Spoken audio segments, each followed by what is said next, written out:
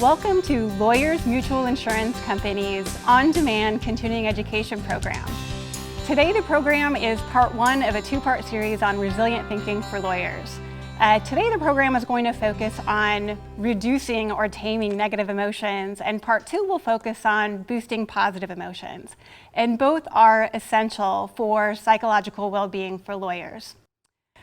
Before I introduce myself, I just want to remind you that there are materials that you can access online just by clicking the download PDF button on your screen. You can do that at any time during the program, but I suggest if you haven't done it already, you might want to go ahead and do it now, because during the program I will be referencing some of the exercises and activities in the materials. Now let me introduce myself. My name is Brafford, and I know firsthand what it's like to deal with the daily stressors and challenges of being a practicing lawyer. I practiced law for about 18 years. I was an employment litigator in a big firm where I was also an equity partner. I left the practice of law in 2014 to go back to school to learn more about lawyer thriving. I'm now a doctoral student here in Southern California, and all of my research and everything that I do really is focused on lawyer well-being. And that's really the focus of what we're talking about today, is how can we learn the skills of resilient thinking to boost lawyer well-being. And I know what you might be thinking. You've probably heard the same jokes that I've heard, that isn't lawyer well-being an oxymoron? And of course it's not, but we do have a lot of work to do. And luckily that work has started. Across the legal profession, there are well-being initiatives that are now percolating. But what really launched the most recent attention and activities around lawyer well-being is a study that occurred in 2016 of thousands of lawyers. And the study made some troubling findings about mental health and substance use in the legal profession. And that created a sense of urgency for many in the legal profession, realizing that something really needs to be done. Now that we have the data, something needs to be done with it. That catalyzed the formation of the National Task Force on Lawyer Wellbeing. And what its mission was to raise awareness of the findings about mental health in the legal profession, and also to create some concrete, practical recommendations for how to make positive change. And I was a co-author and the editor-in-chief of that report. And now I'm involved in many national and local level initiatives for lawyer well-being. And one of the things that we're focusing on in educating the profession is what we're talking about today, which is resilient thinking. In the study that catalyzed these most initial efforts, I want to talk just a little bit more about it. It was the largest study of lawyer mental health that's been done. And it was a large study. It was 13,000 lawyers across 29 states. And the focus was particularly on issues related to mental health and alcohol use disorders. And what the study found is that there were elevated rates of depression and anxiety within the legal profession. And the finding that really stood out to a lot of people was the alcohol use disorder finding. It found that the risk of having an alcohol use disorder in the legal profession was somewhere between 21 and 36%, depending on how you looked at the data. And this was striking for a lot of reasons. One is because it was so much higher than the general population. The general population is around 12% at risk for alcohol use disorders using this same survey. And so this really got people's attention, that yes, the mental health disorders are clearly something we need to focus on, but the risk of alcohol use disorders really stood out. And it was also surprising to a number of people that thought perhaps the alcohol use issues were in the older population of the legal profession, but that wasn't what they found. What they found is that especially the alcohol use issues were concentrated in the first 10 years of practice, primarily male in private practice. And the other very interesting finding was with respect to depression. This is the only study I have ever seen in which men had higher average depression than women. Generally speaking, across general populations, women always have higher average rates of depression. So what really stood out is both how young the problems were arising, and that many of them are with our young men. And the issue is certainly one of of humanity, of that we want our lawyers to have high well-being, and it's troubling when we see these kinds of issues. But there's also an issue of ethics and malpractice, that the mental health disorders that were studied, things like depression and anxiety and excessive stress, undermine executive functioning. So things like memory, problem solving, ability to set goals, ability to plan, all of those things can be undermined by these mental health issues.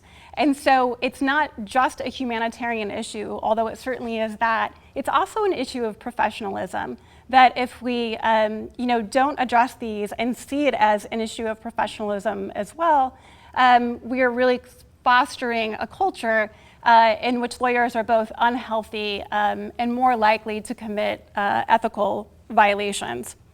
Now, this study didn't attempt to investigate why it was that lawyers were having these issues. But some other studies have looked into this, and those who care a lot about lawyer well-being have offered a lot of opinions. One of the things that I did to try to understand the issue a little bit better was to interview some of the counselors at the California Lawyers Assistance Program in Los Angeles. And their organization, the entire mission, is to help lawyers who are suffering from mental health disorders and substance abuse. And so I asked them, were they seeing any patterns of the lawyers whom they counseled? And what they identified was a pattern of having underdeveloped abilities and capacities to understand and regulate emotion. And also that they tended to overlook self-care, that they really weren't very good at taking care of themselves, that they were much more focused on achievement and winning in their clients to the detriment of their own health. And so this issue of emotion regulation is one that has come up repeatedly and was a strong theme that I heard from the counselors at the California LIP. And so that's one of the main reasons that we're focusing on emotion regulation in this two-part series. That really is what resilient thinking is it's teaching emotion regulation. So our topic is resilient thinking skills.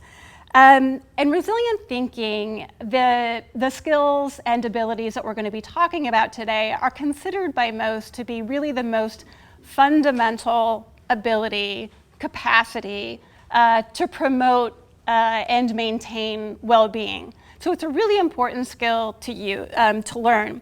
And the core skill of resilient thinking is what's called psychological flexibility. And you can see on the screen the definition of psychological flexibility is the ability to be consciously aware of our internal experience and based on situational demands to flexibly choose, change, or persist in behaviors that align with our values and goals. And so what this definition really underscores is that it's the combination of mindfulness, of being aware of our emotions, and then adaptability, of having the skills and abilities to regulate ourselves so that we can make a choice in the moment and not just be enmeshed in our emotions and controlled by our emotions. So in talking about resilience and resilient thinking, I want to give you a broad framework in which to think about resilience. And the definition of resilience that I'm using is pretty basic. It's the capacity to handle and manage stress in a way that you maintain your own healthy psychological functioning. So you can adapt and change to manage stress. And in thinking about a framework, a sort of conceptual framework that helps us understand why are we resilient, why are some people more resilient than others, or why are we more resilient at some times than others, you can think about it as kind of this basic concept of a scale, like our legal scales of justice. And on the one side are resources, and on the other side are demands. And resources are anything that energize us, support us, boosts us, help us optimally function in our work lives and our non-work lives. And it's divided, the resources are divided into two basic areas, which are individual and contextual. So individual resources include things like emotion regulation, positive emotions, which are the things that we're going to focus on today. But there's many other things that science shows also bolster and benefit resilience. In addition to the individual resources like emotion regulation that we're going to be talking about, contextual resources really matter as well. So if we think about the environments, the work cultures that we create and maintain, how our leaders treat us, whether there's organizational fairness, the aspects of our jobs that are depleting or energizing, all of these things also make a big difference to resilience. So resilience really is a team sport. You know, it's not just about our own strengths and skills and talents, but also about the context around us and how it supports our resilience. So on the other side of our resilience scale are demands. And the demands are really anything in our lives that deplete us, that suck our energy, that take energy. And for lawyers, there are a lot of those things. But you know, some of the most common are things like time pressures, work-home conflicts, conflicts within the work itself, interpersonal conflicts, either with our colleagues or with opposing lawyers, toxic leadership, you know, and the list could go on. And some of the demands we can reduce. We do have some ability to manage them, but for some things, especially as lawyers, they are what they are, that the job is challenging, and we will continue to have high demands. And so it's really important to focus on building up resources, because with the basic balancing, with the consequences of this basic balancing is if we're able to stay resourceful, keep our resources built up, we are more likely to stay psychologically healthy and engaged. Where if we get out of whack and the demands end up being outweighing our resources, then we're headed for burnout and other mental health conditions.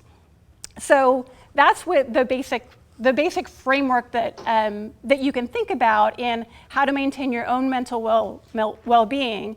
And again, we're going to focus mostly on emotion regulation.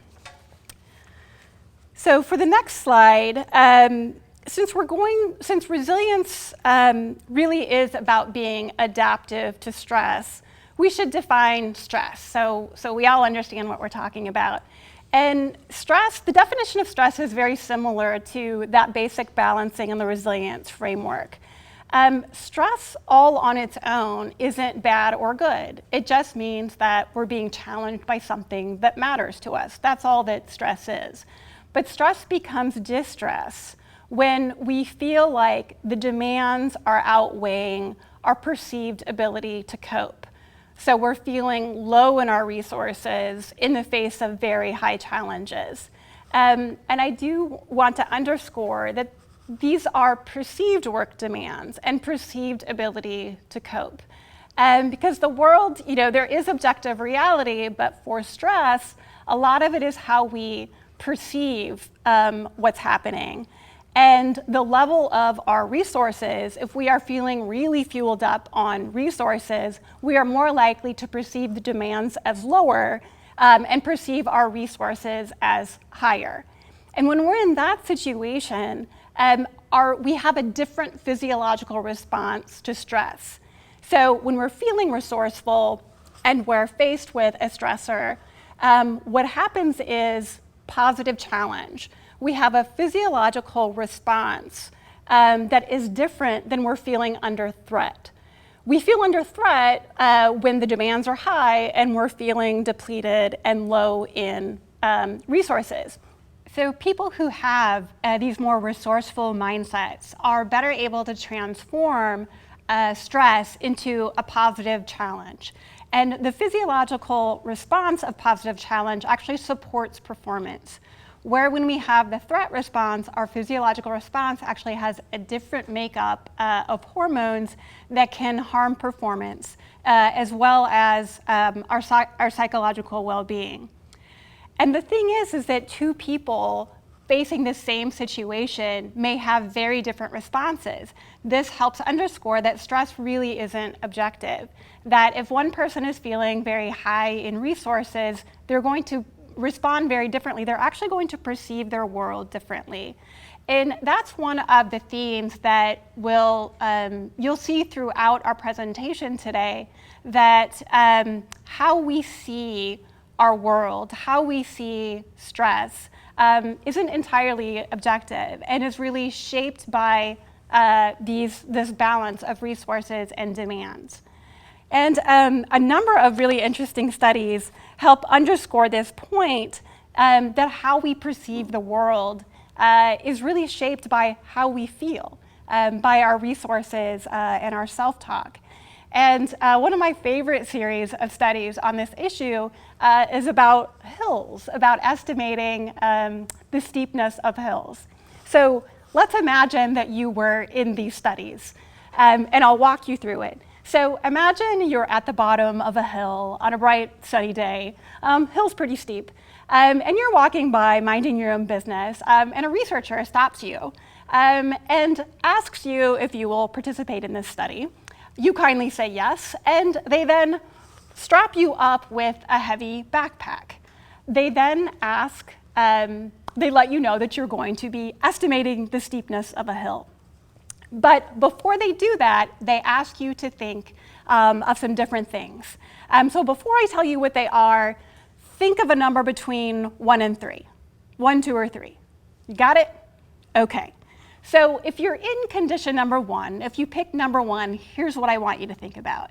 Think about your purpose in life, something that really helps drive you, that you're passionate about.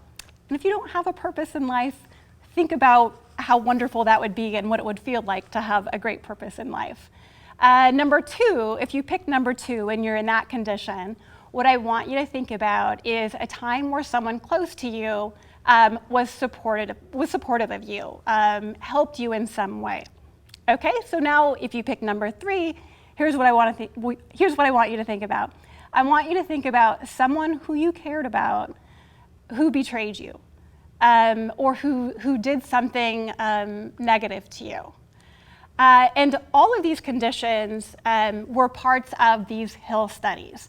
And what they found is that the individuals in the first 2 conditions, when they were thinking about their purpose in life, or they were thinking about having great relationships and social support, they actually estimated the hill as being less steep.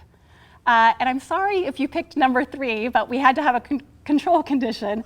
What they found is that people who were asked to think about someone who betrayed them actually estimated the hill as being more steep. And they also found that when you put on the heavy backpack, you also estimated the hill as being more steep. And what was going on here? What they found is that when we evaluate our effort, the effort that we think a challenge is going to take and what our resources are, it actually influences our perception of the objective world.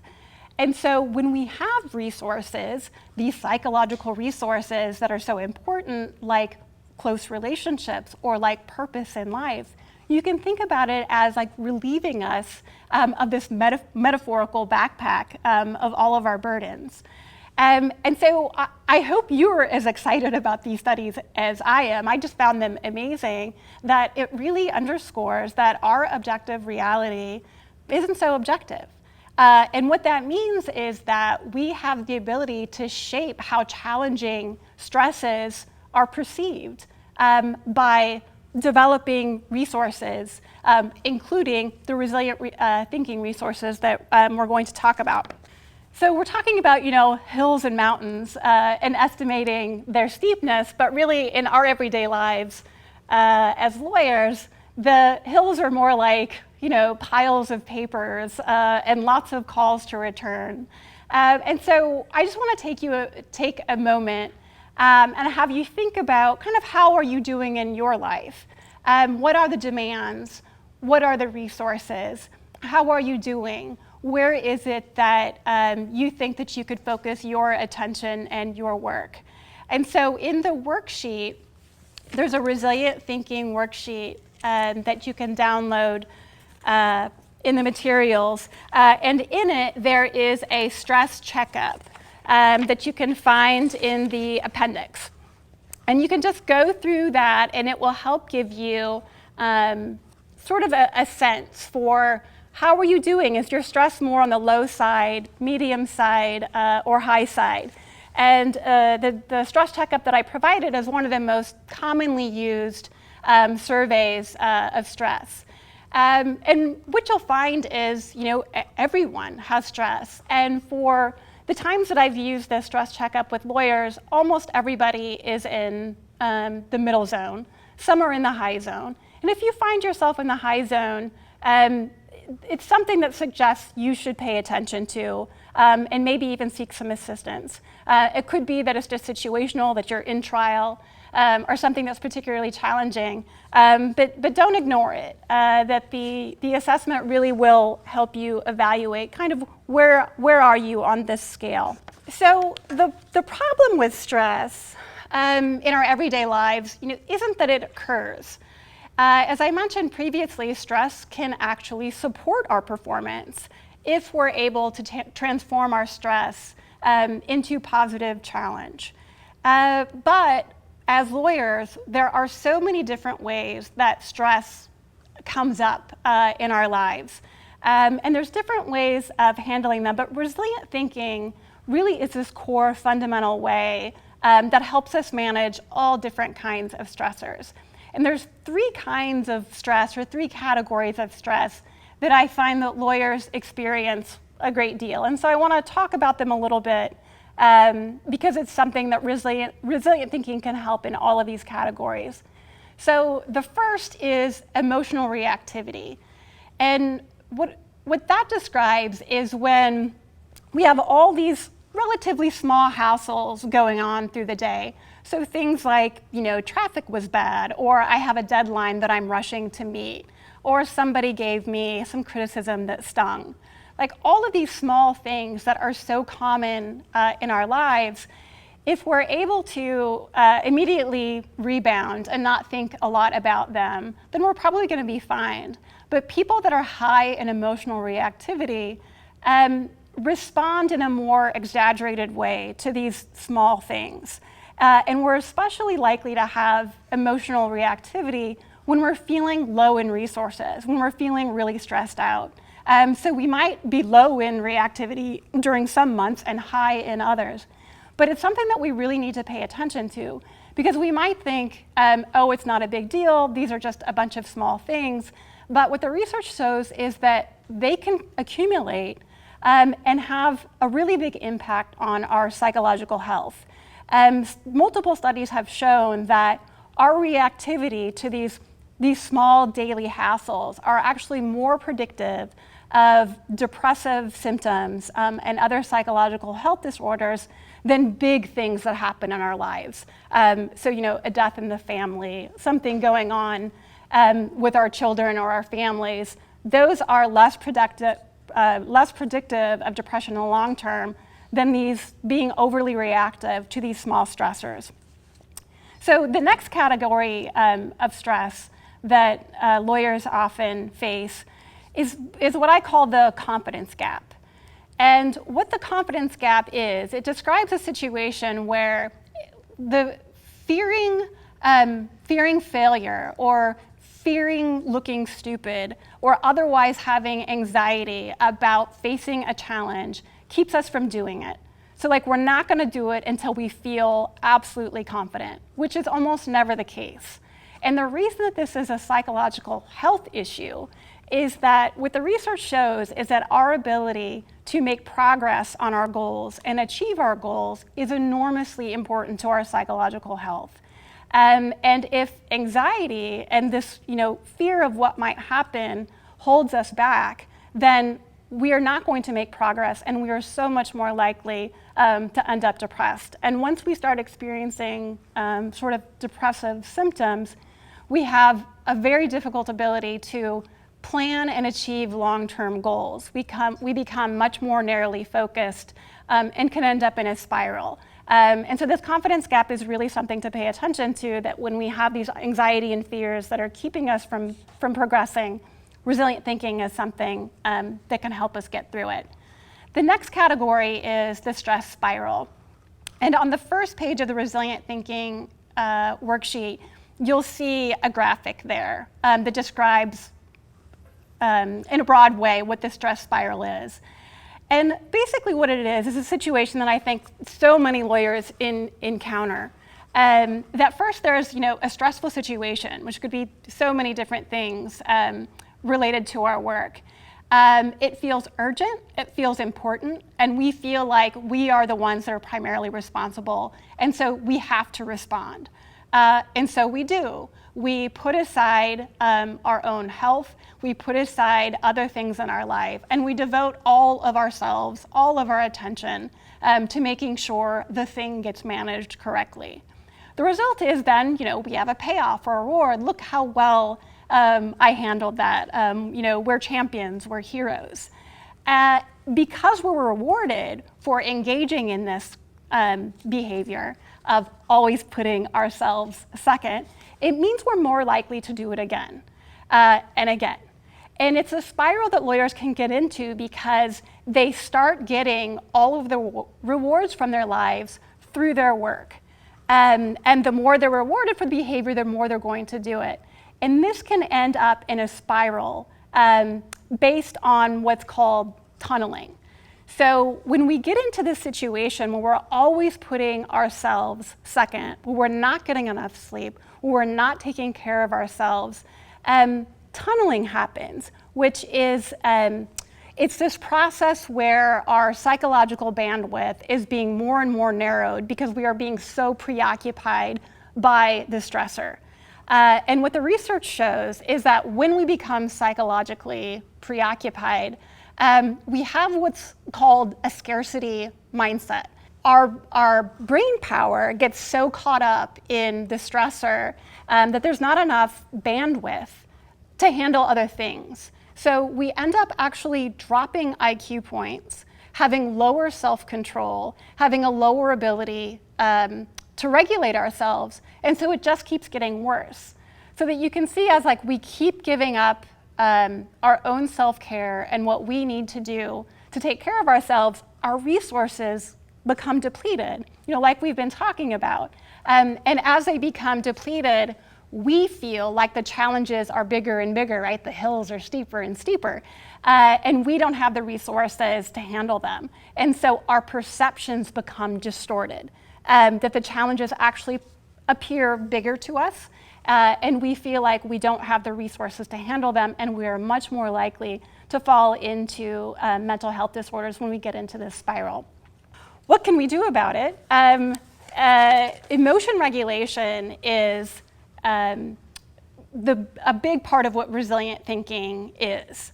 And the basic thing, the way to think about this is that we're going to focus on reducing negative emotions and boosting positive emotions. And for resilient thinking for today, we're really talking about reducing negative emotions. And to be successful and healthy in our work lives and our non-work lives, it's absolutely essential to be able to notice our emotions, regulate them, and regulate our behaviors, and also to be able to understand and navigate other people's emotions. This is the core of what resilient thinking is. And what the research shows is that people who have a higher ability to regulate their emotions have better mental and physical well-being, and also are more interpersonally successful, which we'll talk about more in a bit. So one of the challenges for lawyers in being able to effectively regulate their emotions is the negativity bias. So the negativity bias is actually something that we all have, not just lawyers have, and it's based on natural tendencies that we're wired through evolution to pay more attention to the negative, to any kind of negative stimuli. We're more likely to notice it, and we're more heavily impacted by it. So the emotions are stronger, and they stay with us longer. And this makes sense, right? When you're thinking about evolution and our ancestors trying to survive to pass on their genes, it was much more important to be able to overpredict negative stuff because that will keep you alive. So noticing a snake and reacting quickly to it, it was more important than noticing positive emotions. So like over-predicting, that a stick, you think a stick is a snake, well, that'll help you survive because sometimes it's going to be, a snake.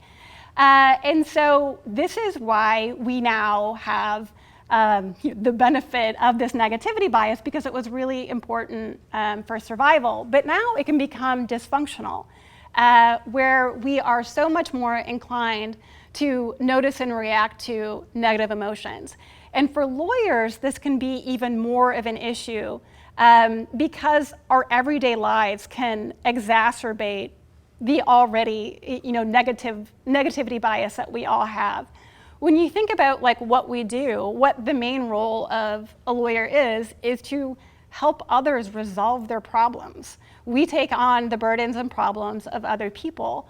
And so what our days can look like often is just a storm of negativity, of things like, dispute, competition, zero-sum thinking, all of these things that are very common in lawyers' lives actually exacerbate this negativity bias. And so it can be even harder for lawyers to learn emotion regulation skills in the face of all this negativity.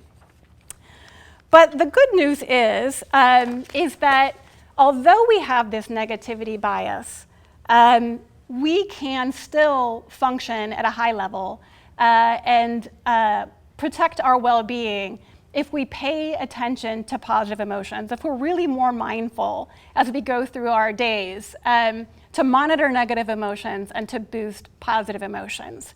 And the result of the negativity bias is that bad is stronger than good. And some researchers have estimated that bad outweighs good by about 3 to 1 because it has such a big impact on us. So the way for us to think about achieving optimal health is we need to counterbalance that negativity bias with more positive emotions. So the experts sort of disagree on what exactly is this ratio, how many more positive emotions do we need than negative emotions, but it seems to be for the workplace, it's around 3 to 1. And when we have around 3 to 1 or even higher, what that's called is a positive emotional style. And some people just call that happiness. But I worry about using the word happiness because some people think happiness is frivolous. But as we'll see as we talk more about emotions, we'll see that positive emotions aren't frivolous at all. They're essential to our mental health. And so what we're after in our days of lots of negativity is to be really mindful about when negative things happen, to think of ways to relieve ourselves from the psychological stress that's created by the negativity by pursuing more positive experiences and boosting our positive emotions. And the idea is frequency, not intensity. So, it's not like going on a roller coaster or something that really raises your blood pressure. That's not what we need to do. It's just sort of small uplifts so that we feel sort of uplifted in a pretty good mood most of the time, about 80% of the time. And that's what's called a positive emotional style.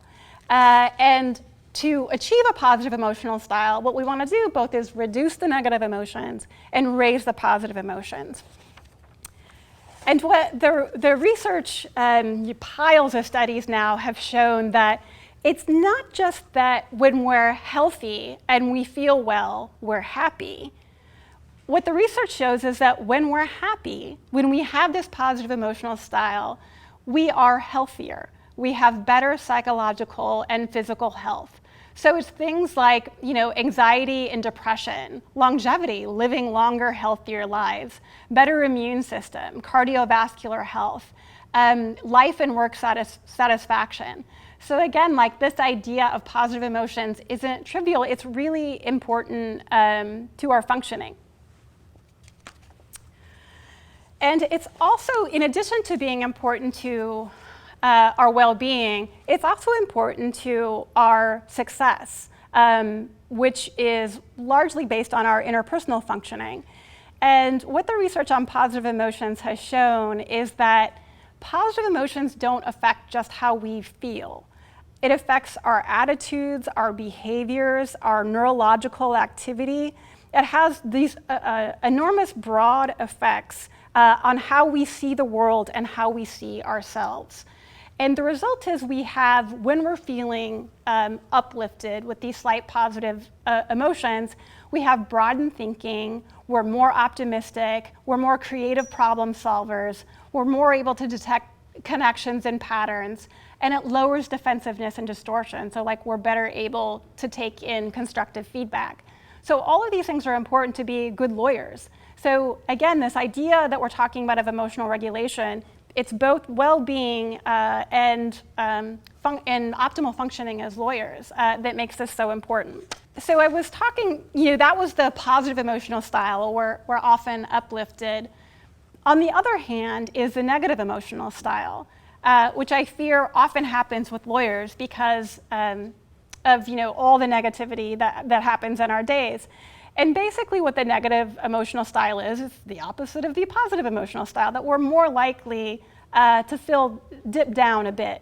So we're not necessarily talking about major depressive disorder here. It's feeling low, feeling a little bit depressed. When those symptoms start, even they have an effect on how we perceive the world and our functioning. When we're feeling more often negative than positive, we tend to respond to adversity with more negative emotion. So that emotional reactivity that I talked about earlier, that's much more likely when we're feeling a bit down. There's a much greater risk of depression and anxiety, and it harms our performance, especially things that involve interpersonal effectiveness, like client care and team cohesion. And another problem with depressive symptoms is what happens when we start feeling a bit down is we often dampen positive emotions. The self-talk that comes to our minds, are things like, I don't really deserve this isn't going to last, things like that dampen our positive emotions. And dampening is highly related to depression. So what we want to think about, as we think about resilient thinking, it's important to consider it and view it as a skill, just like anything else that we've learned. It doesn't just happen. We don't just wake up one day, happy and healthy. But it's a skill we learn over time, just like, anything else that matters to us. And even for people who sort of have a genetic predisposition toward more depressive symptoms, even they can benefit from seeing this as a skill and feeling more in control of their ability to regulate their emotions. What science has shown is that this idea of neuroplasticity, which is that the brain changes based on our thoughts, based on what we think, our thoughts actually change the neural pathways in our brains. And this was a pretty exciting development. Maybe about 60 years ago, the view was that our brains were fixed. They were like plaster, that you pretty much were who you were going to be when you were in your 30s, you were sort of done growing. But now what they found with this idea of neuroplasticity, that the old adage of old dogs can't learn new tricks, it's just wrong. That it does take work and practice to develop new neural pathways, but we can do it. And so the good news is that we can change our neural pathways. The tough news is that we already have very deep neural pathways based on the thinking patterns that we've been engaging in for decades. So our brains basically are lazy. And what our brains want to do is use the lowest amount of energy possible. And because it's all worried about survival. It's based on evolution. We want to use the lowest energy possible so that we can survive. And so what that means is that through your life experience, your brain creates networks and concepts so that it's easier for you to behave in ways that you've behaved in the past. So it builds these deep neurological sort of paths, and frameworks. So you're more likely to just keep doing what you've been doing. So if you look at the image on the slide, whatever our thought patterns are right now, those are the highway. And whatever our thought patterns, the ones that we're trying to develop, that's sort of the muddy path. And so if we are prone to negative self-talk and negative thinking, right now that's what the highway is. And we have a muddy path that we need to face in order to change those neural pathways.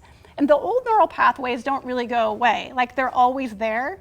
So what that means is we have to keep practicing the new skills, the new way of thinking, so that we can deepen the grooves. And as soon as we sort of fall off our practice, we can revert back to our old habits because they remain wired in our brain.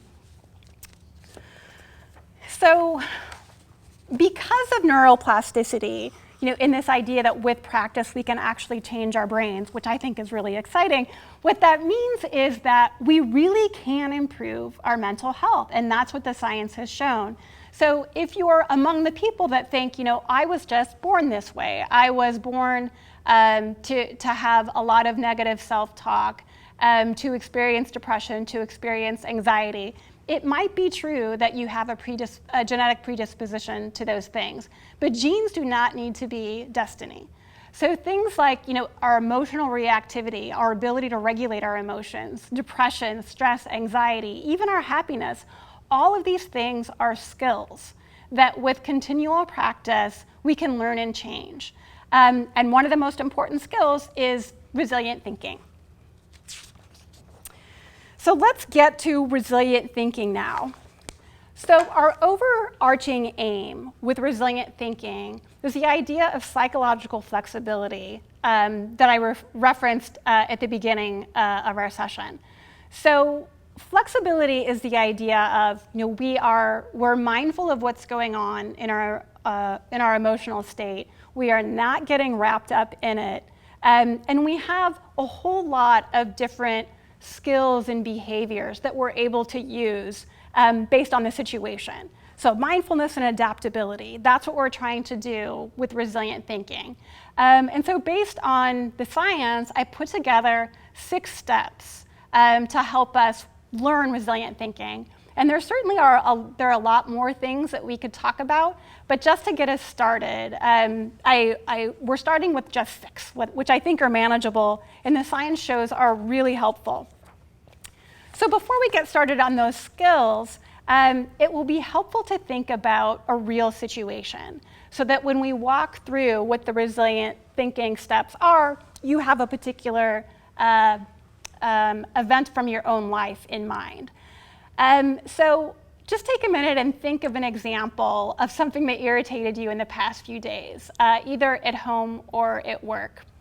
And I'll refer you to the worksheet that's in the materials. We're actually going to be working on the worksheet that's in the appendix on page 8.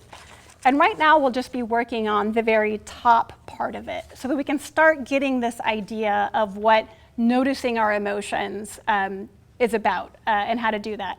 So in thinking about this situation that irritated you, be specific and accurate. Don't let your interpretations of the event creep in, just like only the facts. So I gave an example in the worksheet that I think is something that happens to a lot of us, that I'm in a meeting with a colleague and a colleague takes credit for my work.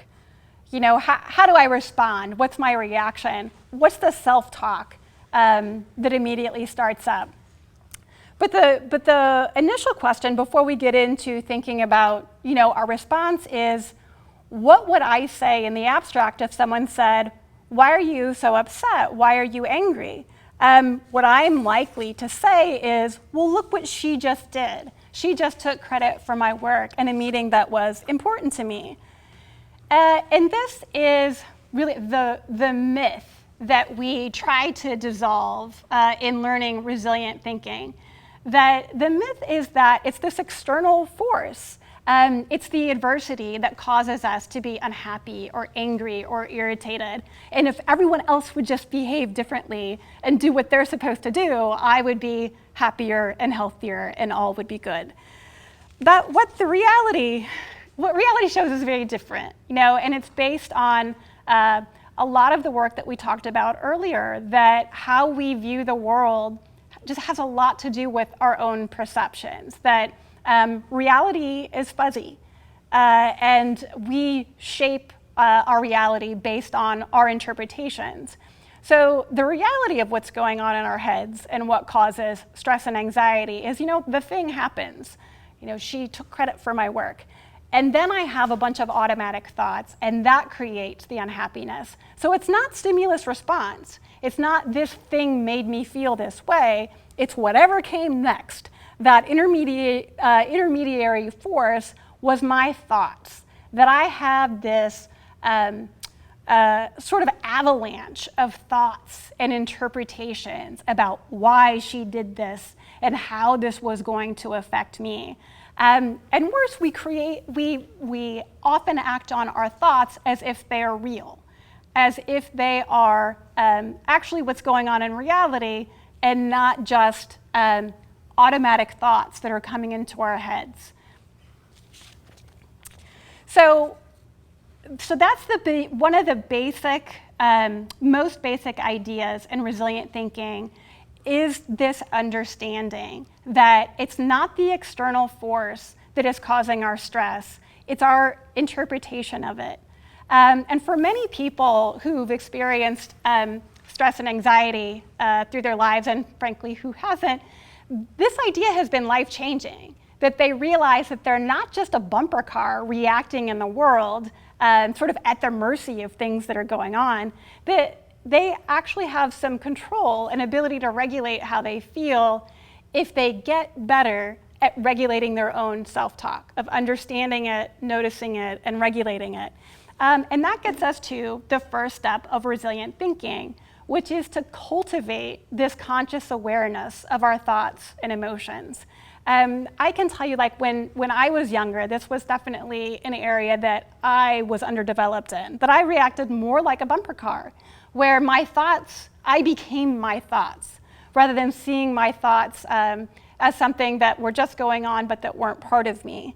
And the way that we learn to build this skill is through mindfulness, which is something that many of us have heard about now. Mindfulness and mindfulness meditation has been getting a lot of attention in the legal profession for good reason, because it is the first and fundamental skill to learn resilient thinking, is to first be able to be aware of your thoughts.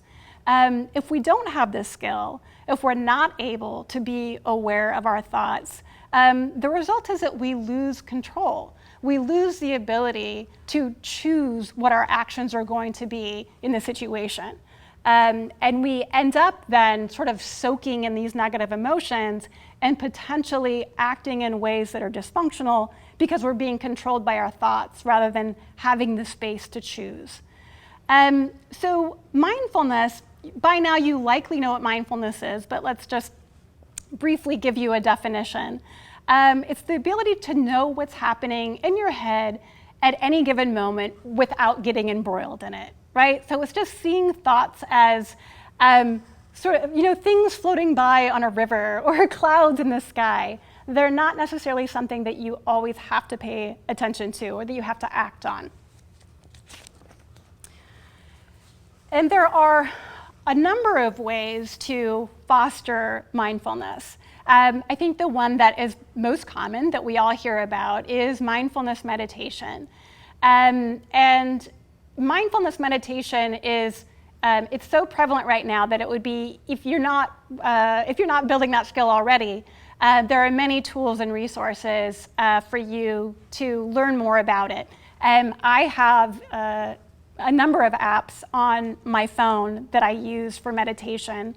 There's lots of things on YouTube and on the internet that's one way to just get some more knowledge about meditation and maybe to get your feet wet in it. But there are other ways. That's probably the most formal way to foster mindfulness. But there are informal ways of fostering mindfulness as well, which I have to say is more what I focus on. So it's things like being where you are. So like if you're in the shower, you're actually paying attention to being in the shower. I mean, how many times have I washed my hair twice because I couldn't remember if I washed it the first time because I was so caught up in my thoughts. And so to practice be where you are, you can think of situations where you often get carried away by your thoughts, where you're not noticing what's going on. So like every time when I'm in the shower, or when I'm walking from my car to the office, or just sort of pick concrete times during your day that you'll focus on just being in your body, being where you are. Next is silent walking. I'm also more of a fan of walking. I like the movement. It helps keep my brain a little calmer. And also, like as you're walking, being mindful of what's going on around you, but not getting caught up in it. Next is cubbyholing. And what that is noticing the thoughts that are coming into your mind and naming them. So it'd be like, oh, that was an emotion. That was a desire to do something, where you start noticing and naming the things that are coming into your head, which helps you start creating some distance from your thoughts. Another popular way of mindfulness is like eating and drinking. There are many exercises that you'll find on the internet. One of the most popular is just like taking 20 minutes to analyze a raisin. Just really mindfully being in the moment and paying attention to how your body feels, what your mind is doing, why you're doing these everyday activities. The next idea for informally cultivating mindfulness is to listen to classical music. And generally the recommendation is classical music as opposed to other forms of music because it's more complex and it sort of holds your attention in a different way than some more modern music. And the last one is mindfulness reps. And I have to tell you, this is the one that I do most often. I have been trying to develop a meditation practice for 6 years and am not yet successful, but I will keep trying. But what I have been successful at is doing mindfulness reps. And this was similar to the be where you are activity that we mentioned above. And mindfulness reps are the idea that picking things that you do a lot during the day. So like every time I get up to go to the restroom, every time I check my email, whatever it is, an activity that you do a lot, that will be a trigger for you to bring yourself, to center yourself, to bring yourself into your body, to make sure that you're not being carried away with your thoughts. And if you keep doing that, like over the course of a day, if you attach it to something you do a lot, you can get in like, hundreds of mindfulness reps during your day, which can really help build this skill, right? We're trying to build this neural pathway in our mind where it becomes a habit to be mindful rather than a habit to be mindless and be on automatic pilot. And so the key takeaway for this first component, this first step in resilient thinking, is don't believe everything you think. Thoughts come and go. They don't necessarily mean anything. You can just think of them as sort of bad talk radio going on in the back of your mind.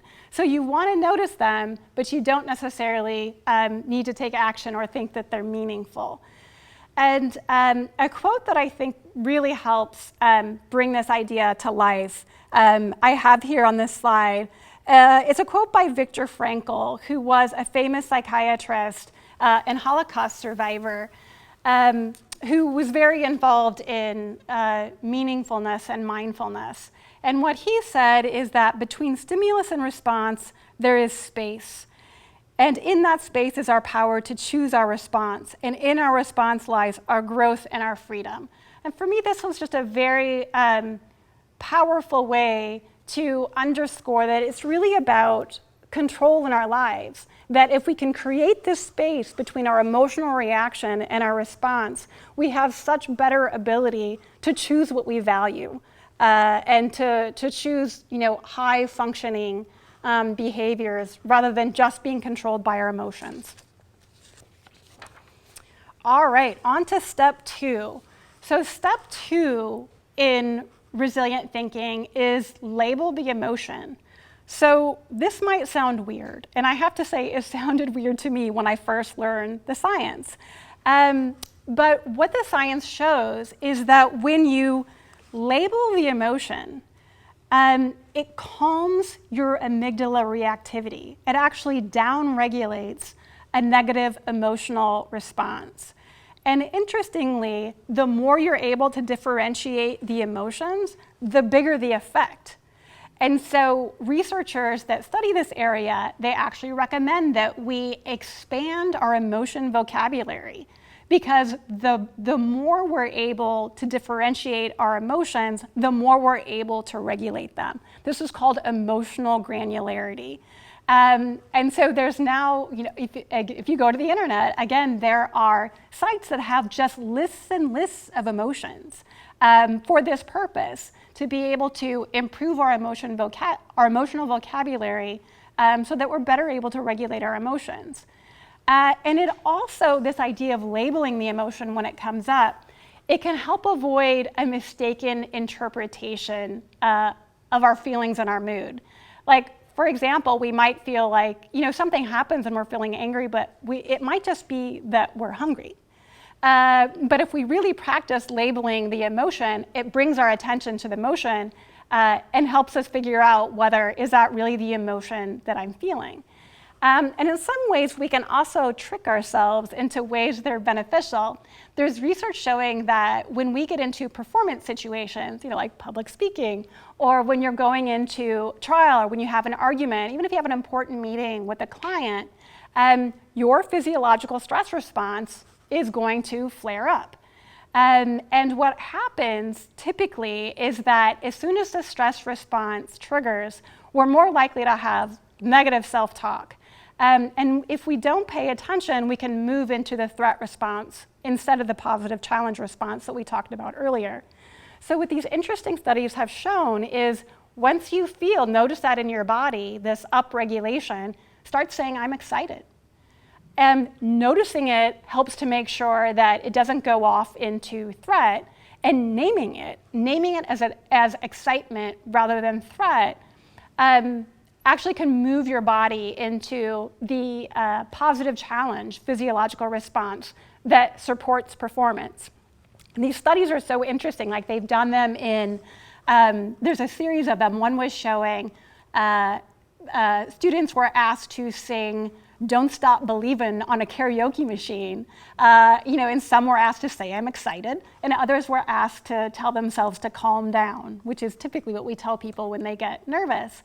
And the folks in the calm down condition, no real effect on their performance. The folks who were told to say, I'm excited, got into a positive challenge response, and the karaoke machine actually recorded them as performing better than the folks that were in the calm down condition. So this is something that I use all the time. I'm walking around sort of constantly saying, I'm excited, to try to keep myself into positive challenge mode. Okay, so moving on to step 3 is to accept our negative experience. And this might sound strange. What I'm not saying is that, we should like experiencing negative emotions. It's not fun to experience negative emotions, but the psychological healthy way to handle them is to accept it and stay with the emotion as fully as possible as it runs its course. And the opposite of accepting is suppressing or avoiding. And this is where the research shows that those activities, those responses to negative emotions are highly related to depression and anxiety and other mental health disorders. So if we feel like we're worried that we're going to be controlled by our emotions, or we feel overly uncomfortable with our emotions, and so we try to not feel them, we try to neutralize ourselves, or we try to avoid the experience, and sometimes that means we end up trying to avoid the physical experience because it creates an emotion that feels uncomfortable. All of that is highly related to many mental health disorders. And so what this step in resilient thinking recommends that we do is to just stay with it. Notice the emotion and don't try to suppress it, make it go away, just stay with it. So step 4 is diffusion, which sounds sort of weird, so let me explain it. So what fusion is when we believe that our thoughts in our minds are literally true. All the mental chatter, self-talk that goes on in our heads, that we take it as true. We then have a negative emotional response that harms us physically. And then we may act in ways that are dysfunctional because we're assuming that these negative thoughts are true. So what we're trying to do with diffusion is to unhook our thoughts from our actions, like creating that space that we talked about earlier. And I have the little graphic as a backpack because what I'd like us to think about is this negative chatter that goes on. It's like a backpack that we're wearing. And so what we're trying to think about doing with diffusion is taking it off, that it's something that's separate from us, that the negative self-talk isn't us, it's just something that our brains do, that we can choose to take off. And even if we get really good at diffusion, it doesn't mean that the brain chatter is going to start. So I don't want to create unrealistic expectations about what we're doing here. Our brains are wired to create this constant negative self-talk. Because again, when we refer back to the negativity bias that I talked about earlier, it was protective. And so that's really what our brains are doing. Our brains are very vigilant about protecting us. And it used to be that it was trying to protect us from snakes and tigers and bears, but now it's using that same sort of alert system in our social environment. And so we will have this, no matter how good we get at diffusion and mindfulness, the negative chatter is going to keep up. It's automatic. It often is giving a cause or asking for a cause. And again, this was based on evolution, that if we could identify the cause of the bad thing that happened, we're more likely to be able to plan for it or avoid it in the future. So when the bad thing happens, immediately we're going to have the negative self-talk. We're going to have a lot of thoughts about why. Why did it happen? Why did it happen to me? Why did the person do that? And very often it's negative. And especially when the situation is ambiguous, we are very likely to interpret it as negative because, again, that was more protective from an evolutionary standpoint to interpret things as negative. And so we still have that history. So if you recognize yourself in what I'm talking about, that resonates with me, yeah, well, congratulations, you're normal. That's what goes on with all of us. And so I don't want us to think that our goal here is to eliminate stress or to eliminate negative self-talk. It's just part of who we are. What we're trying to do is just regulate it better, be able to channel our emotions and our stress in ways that are more productive. And I do want to emphasize, too, that, in thinking about acceptance, that I was recommended that we accept negative experiences, that we don't suppress it. So I don't want us to misconstrue what I'm saying as that negative thoughts are bad in and of themselves. They're not. They're just going to happen. It's part of our evolutionary history. There's nothing wrong with it. Where the problem comes in that can harm our mental health is fusion. Is when we get caught up in the thoughts, when we take them as true, and when we allow our thoughts to control our behaviors. So the idea of diffusion, again, is the idea of taking off this backpack, getting rid of at least minimizing the the negative chatter in our heads, or at least minimizing its impact. And so the process of diffusion is developing the ability to separate from our thoughts, that we can look at them as sort of an objective thing that happens rather than part of us, that we're not our thoughts, and our thoughts are not necessarily true. And just, again, like viewing them sort of as radio chatter or pictures in our minds or clouds in the sky, whatever sort of most resonates with you, to get the idea that this is just something that happens that's not necessarily real. And again, don't expect them to stop. They might get better. The negative chatter might reduce or minimize, especially in certain situations, but overall it's still going to stop. So this is sort of a life process, a life development process that we will always be doing, of increasing our mindfulness and diffusion skills. All right, so step 5 is to then modify our self-talk and emotions. So up to now, we've done a great job of being mindful, of noticing our thoughts, of naming them, of diffusing, of not becoming our thoughts. So what do we do then? Then the next step is to modify what's going on in our head, and the result will be that it will modify our emotions. And there are a number of ways of doing this. Some of the ways that we modify our self-talk that are most researched are these that we're going to talk about. So first is acceptance, which I already referenced, and it really probably is the first step in any emotion regulation strategy, because the converse is so detrimental, because the idea of suppression and experiential avoidance is so detrimental. We pretty much will always start with acceptance. But for the rest of them, again, what I want to emphasize is this is like cafeteria style, that all of these won't be appropriate in all situations. And so the idea of psychological flexibility is to learn each of them, practice each of them, and come to understand in your own life, in your own situations, which are most effective. So second is self-compassion. And self-compassion is important, helpful, and effective, especially when you're already feeling a little down and depressed. And the process of self-compassion, what you do is you try to replace the negative self-talk with sort of warm and comforting self-talk of thinking about sort of like a warm, friendly coach, or friend.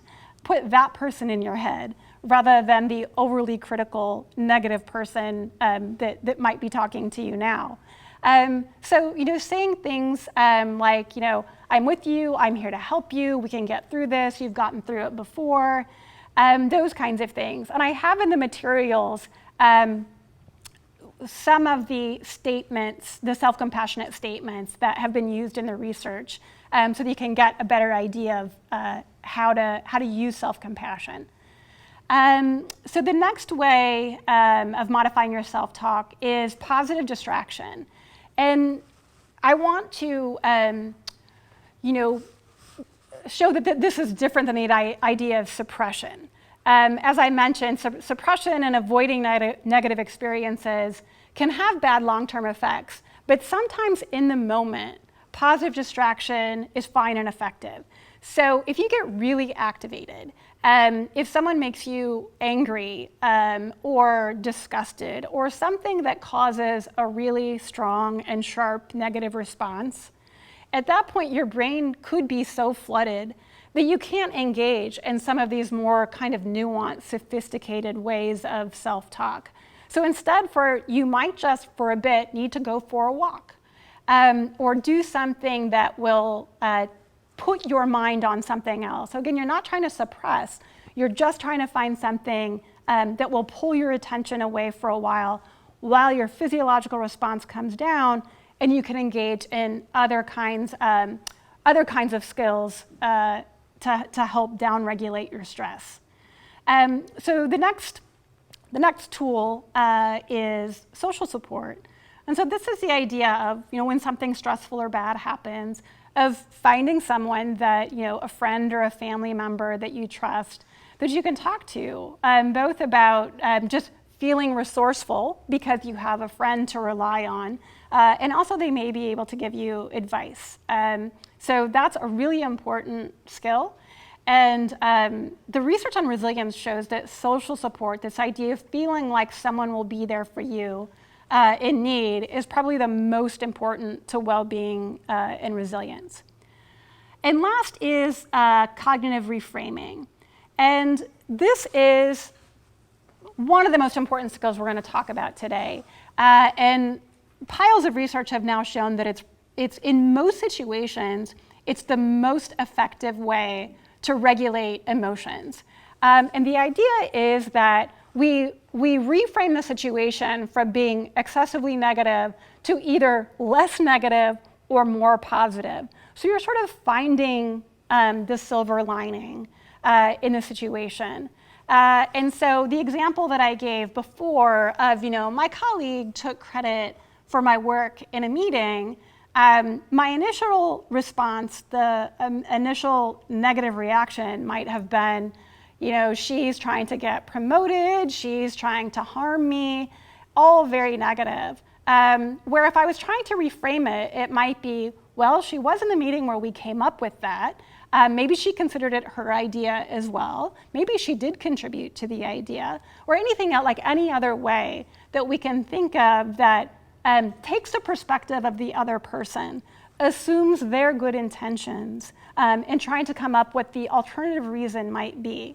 Again, this process of both making the negative less negative and finding benefits if we can is among the most effective strategies for emotion regulation.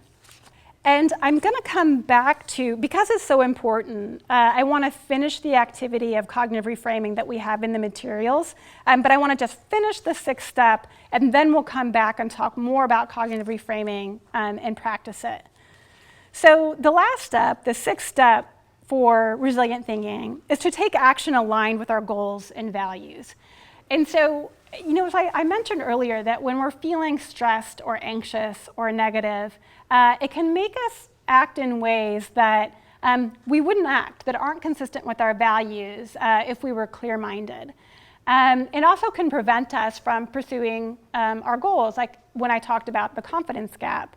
So what this step emphasizes is that, in the situation, so let's take the situation where my colleague took credit for my work, that, my reaction might be that I want to, challenge her on the spot, that, I want to shake her. But that wouldn't be consistent with my ultimate value and goal to have good relationships with my colleagues.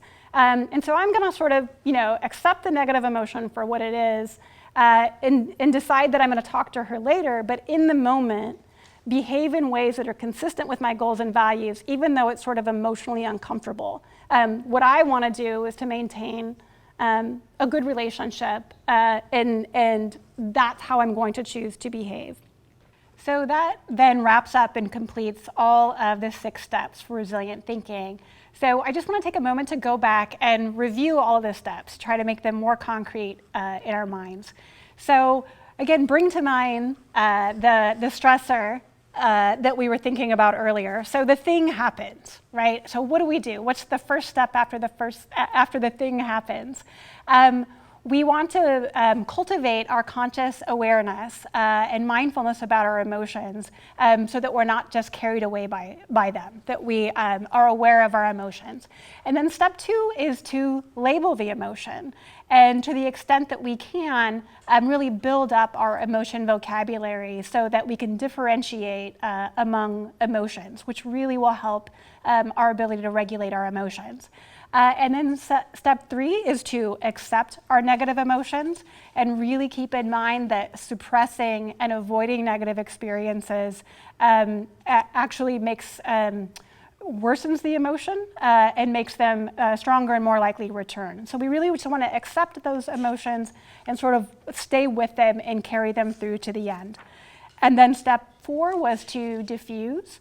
And that's a reminder to don't become your thoughts. Remember that your thoughts aren't literally true, and to unhook your thoughts from your actions. And then step 5 is to modify our self-talk and it's the self-talk that triggers the negative emotions. And we talked about a variety of ways that we can modify our self-talk, including cognitive reframing, which we're going to come back to.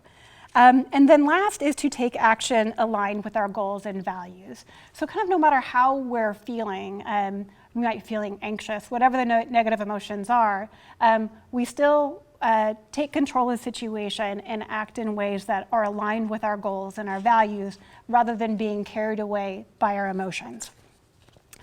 So now, because cognitive reframing is so important and is such a critical skill to resilient thinking, I want to return to it and then just finish the exercise that we started in the worksheet.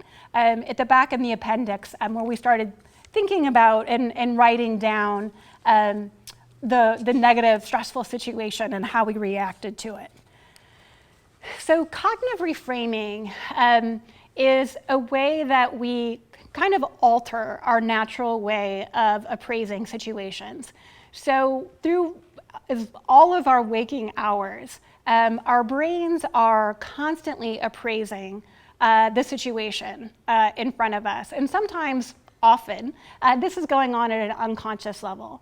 So your brain is making appraisals about whether the thing that's happening is irrelevant, or whether it is benign and maybe beneficial, or whether it's a stressful, whether it's a stressor and potentially threatening. And so this is going on constantly in our mind. So this is a natural process of appraisal. And what the research shows is that we all sort of have habits of appraisal or tendencies. And lawyers in particular have habits of thought that tend toward negative appraisals. So if we can look at the next slide, it focuses on the idea of a pessimistic explanatory style versus optimism. So, rather than generally viewing the world as offering us a glass that's half full or mostly full, lawyers have habits of thought that are more pessimistic. So that we tend to appraise situations as being more out of our control, more our fault, more long-lasting, or impacting more of our life than what a more optimistic explanatory style would suggest. And so again, in thinking about the negativity bias that we talked about and all the negative stuff that goes on in lawyers' lives, we now have this, added challenge that so many of us have this natural negative appraisal style. And the reason makes a lot of sense, that a core skill that lawyers have to be good at their jobs is to vigilantly scan for problems so that they can be able to predict them and plan for them for their clients. And so where this can become dysfunctional is if we start applying this into all aspects of our lives, if it bleeds over. And so the idea of a pessimistic explanatory style, like most things, it's functional in certain situations. So when we're, analyzing a contract or planning our litigation, the more pessimistic approach, where you're really looking for problems, is functional and effective. But what we need to remember to do is to turn it off when we're not doing our lawyer work, so that we're not approaching our colleagues and our spouses and our family and our colleagues in ways that we're assuming the worst rather than assuming the best. And so if that, just think for a moment about whether, does that resonate? Does that sound like something that you experience? If so, and I'll say, I fall into that category as well, we may need to work a little bit harder to switch our appraisals, to switch our habits of thought, to be more optimistic. But again, keeping in mind that what we want to do is toggle. We're not trying to get rid of the functional pessimistic thinking. We're just trying to use it when it's appropriate. So in thinking about, so what is, there's this natural appraisal that we have that's going to be triggered habitually, when the bad thing happens. And what cognitive reframing does is it's a skill in which we recognize that the negative self-talk, the negative appraisal happened, but then we actively choose to reframe it differently. So I'm going to just walk through the steps of cognitive reframing, and then we'll go back and apply it to the specific situation that we brought to mind. So the first step is to notice that you're having the distorted thoughts in response to the adversity. So this is absolutely critical, right? That's why we're trying to build up our mindfulness and our conscious awareness, so that we recognize if our bodies are feeling elevated, if we're hearing a lot of self-talk, that we notice it so that we can do something about it. The next step is to then put on our lawyer hats. And we really become advocates for both sides of the situation. We try to be more balanced in our assessment rather than the distorted view that we're likely to take under stress. So we want to identify the evidence both for it, what's the evidence in favor of what my negative talk is saying, and what's the evidence against it. So it's taking this more logical, like lawyerly approach to your negative self-talk. So in all likelihood, you'll realize that you're exaggerating the negativity of it, and there might not be a lot of evidence for the negative self-talk that's been triggered. And then the third step in cognitive reframing is to generate a more accurate or maybe even more optimistic alternative belief about the adversity. So especially when dealing with people, which is the source of our adversity on many occasions as lawyers, something that's really helped me is to replace my automatic sort of negative self-talk with the idea of assume good intentions. That once the negative thing, is triggered and I start thinking of all the causes and all the reasons why this person might have done it, I try to shut that down or at least, transform it into taking the perspective of the other person. If I assumed they were acting with good intentions, what would the evidence for that be? Why would that be the case? And that's been really helpful for me. And then the last step in cognitive reframing is to put your thoughts into perspective. So, based on the evidence that I've been weighing, what's most likely the case? And is it manageable? I might have initially felt when I got this negative jolt that I was feeling overwhelmed and that I couldn't handle it. But really, now that I've taken some perspective and looked at the evidence, do I have resources and courses of action that I can take to make sure it's not that bad? And then benefit finding, might there be a benefit? So again, in cognitive reframing, we're both trying to minimize the negative and also boost the positive if we can. Like, is there actually something good that I can find in this situation, something that I can learn from this, some way that I might have developed from this? So now let's apply these steps in a specific situation. And if you look at the worksheet that we're working on, the cognitive reframing worksheet, it walks you through the steps. And I really do recommend that you do the worksheet. I know many of us we take our worksheets and we put it aside and we don't actually walk through it. But for things like these resilient thinking skills, practice is essential. As I talked about earlier with the idea of neuroplasticity, we really need to practice to be able to build up those new neural pathways so that we will habitually behave differently and more functionally than we have in the past. So please do use the worksheet and also just start being more aware. Like tomorrow when you go back to work, start raising your awareness about your negative self-talk and how you react to it and figuring out ways for reframing. Okay, so let's apply the cognitive reframing steps to our situation. And in this slide, I have a little bit different situation than I put in the worksheet. And in this one, the example is, I can't believe I just lost the client pitch. I'm a failure at business development. My practice is going to go down the drain. I'm going to lose everything. So this obviously, an exaggerated and distorted response to not having gained this important client. So the next step then is to weigh the evidence. Like, is there any evidence in favor of that really distorted thought? Maybe, maybe there's some, but what's the evidence against it? So you might think, I've won business in the past. I know I've been successful at this. I'm sure I'll be able to achieve success in the future as well. And then is there an alternative perspective that you can come up with. So you might think to yourself, this is just one new matter. I'm an excellent lawyer. There'll be plenty of more opportunities in the future. So sort of, minimizing the negativity. And then the last step is to put it in perspective. So what really, in light of the evidence, what really is the most likely outcome? Will you be able to manage it? And might there be a benefit? So the most likely outcome in a situation like this is that you'll be able to get, a new client in the future. And what's the benefit that, that we might be able to find from this situation? Well, now I was already too busy. Now I'll have more time to really focus on the cases that are in front of me to do a great job so that I'll get more referrals from these clients.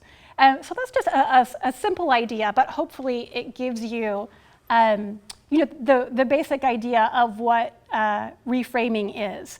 And in the worksheet, it takes you through the different steps of disputing those irrational thoughts, not just taking them as true, weighing the evidence, thinking of alternatives and different outcomes, and thinking of different ways that you might handle it. And so as I mentioned before, cognitive reframing is considered one of the most effective ways to manage negative emotions, and that's what the research suggests. But the research also indicates that although it's effective in most situations, it's not effective in all situations. So in situations where you can actually take some control, take some action, do some problem solving to change the situation that's causing stress, you should do so. And I think, lawyers are good problem solvers, that they'll naturally do that anyway. But where problems can arise is when you only manage your emotions. So you go through this cognitive reframing exercise and you feel a little bit better, and then you don't do anything. You don't engage in problem solving to actually change the situation.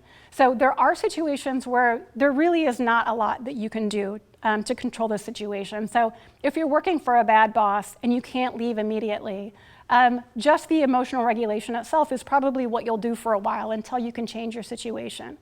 But in those circumstances where there is action that you can take, that is the more psychologically healthy thing to do. The research shows when people only engage in cognitive reframing in situations where there is action they can take, that's associated with depression and other mental health states. So like everything, so there's been a strong theme through this resilient thinking talk that there's no one right rule, there's no one right way, no fixed way to cope with stress and to manage our emotions.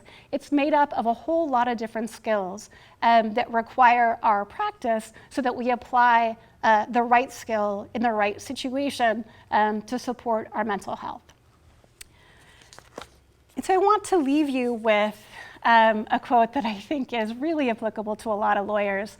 And the quote is, "When you take time to replenish your spirit, it allows you to serve others from the overflow.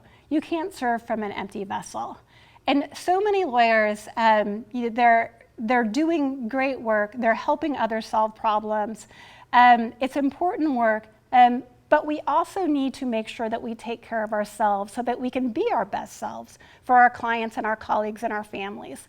And one of the things that we can do, is learn these resilient thinking skills to help support our psychological health and well-being. So that concludes part one of our resilient thinking program. Part two is about boosting positive emotions, as opposed to this one, which was about reducing negative emotions. So on behalf of Lawyers Mutual's insurance company and myself, I want to thank you for participating, and I hope you'll also take a look at part two of resilient thinking.